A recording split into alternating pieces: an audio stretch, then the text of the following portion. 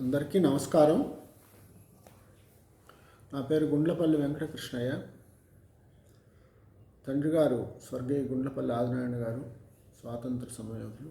మా తల్లిగారు సుబ్బలక్ష్మి కామేశ్వరి గారు మా తండ్రి గారి అడుగుజాడల్లో నడిచినటువంటి సాధ్యమని వారిరువురికి నమస్కారాలు చేస్తూ, గురుదేవులకు నమస్కారం చేస్తూ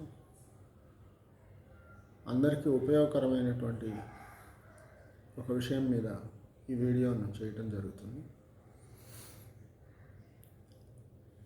భారతదేశంలో ఇప్పటికే అక్రమంగా ప్రవేశించినటువంటి ఇతర దేశస్తులు కొన్ని లక్షల మంది పైన ఉన్నారు. ముఖ్యంగా వెస్ట్ బెంగాల్, అస్సాంలో బంగ్లాదేశ్ నుంచి వచ్చిన వాళ్ళు ఇంకా కూడా అక్రమ వలసదారులను తీసుకోవాలి అని కొంతమంది డిమాండ్ చేస్తున్నారు. మన ఇంట్లోకి మనకు తెలియకుండా ఒక వ్యక్తి చొరబడితే మనం అతన్ని తరిమేస్తాం. అలాగే మరి భారతదేశం మొత్తానికి హాని కలిగించేట్టుగా లక్షల మంది అక్రమంగా భారతదేశంలో ప్రవేశిస్తే ఏమవుతుందనేది ఇప్పటికే మనం వివిధ మార్గాల ద్వారా తెలుసుకుంటున్నాం. అయితే పూర్తి వివరాలు తెలియజేస్తూ భట్టాచార్య అనేటువంటి ఫార్మర్ ఐపీఎస్ ఆఫీసర్, ఆయన అస్సాంలో పనిచేశారు. ఆయన ఒక పుస్తకం రాశారు.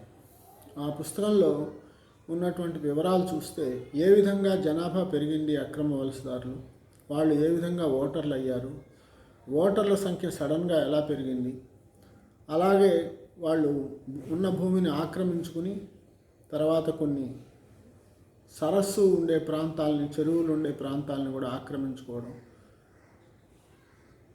ఫారెస్ట్ ఏరియాను ఆక్రమించుకోవడం, కొన్ని వేల కిలోమీటర్లు రిజర్వ్ ఫారెస్ట్ ఏరియాను ఆక్రమించుకోవడం, ఇవన్నీ ఎలా జరిగింది.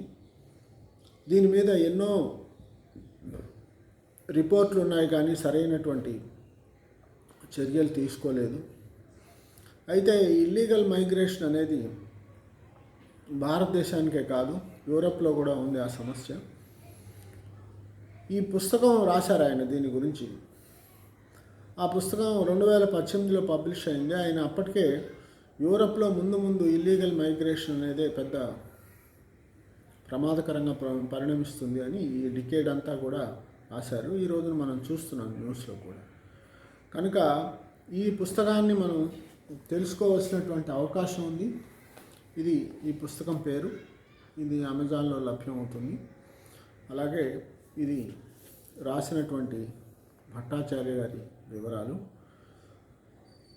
ఇది తెలుసుకోకపోతే భారతదేశంలో ముందుగా ఈ అక్రమ వలసదారుల యొక్క సంఖ్య పెరిగిపోయి బార్డర్లో ఉన్నటువంటి అస్సాం, వెస్ట్ బెంగాల్ లాంటి స్టేట్సే కాకుండా మిగతా స్టేట్స్ కూడా వాళ్ళు వచ్చి ఇప్పటికే స్థిరపడ్డారు. అక్రమంగా ఐడెంటిటీ కార్డులు, ఆధార్ కార్డులు పొందారు. అందువల్ల ఈ దుష్పరిణామాలు మనం చూస్తున్నాం. ఇప్పుడిప్పుడే ప్రభుత్వం సరైన చర్యలు తీసుకోవడానికి ప్రయత్నిస్తోంది. అయితే దీన్ని రాజకీయంగా అపోజ్ చేయాల్సిన అవసరం లేదు. ఇది దేశ సమగ్రతకి, దేశ క్షేమానికి సంబంధించింది కాబట్టి అందరూ కూడా ప్రభుత్వం గట్టి చర్యలు తీసుకుంటే అందరూ దీన్ని సమర్థించాలి అనేటువంటిది నా ఉద్దేశం. అయితే దీని మీద ఒక ఒపీనియన్ ఫామ్ అవ్వాలంటే ఈ పుస్తకాన్ని చదువుకోవాల్సిన అవసరం ఉంది. అలాగే జరుగుతున్న పరిణామాలను కూడా విశేషంగా మనం మీడియా ద్వారా ఫాలో అవుతూ ప్రభుత్వం కనుక గట్టి చర్యలు తీసుకుంటే, అంటే కేంద్ర ప్రభుత్వం పరిధిలో ఉంటుంది ఇది, ఆ చర్యల వల్ల వచ్చేటువంటి మంచి పరిణామాలు మనం గమనించుకుని ప్రభుత్వాన్ని మనం సపోర్ట్ చేయవలసినటువంటి అవసరం ఉంది. ఇది అందరికీ తెలియజేయాలనే ఉద్దేశంతో ఈ వీడియో చేస్తున్నాను.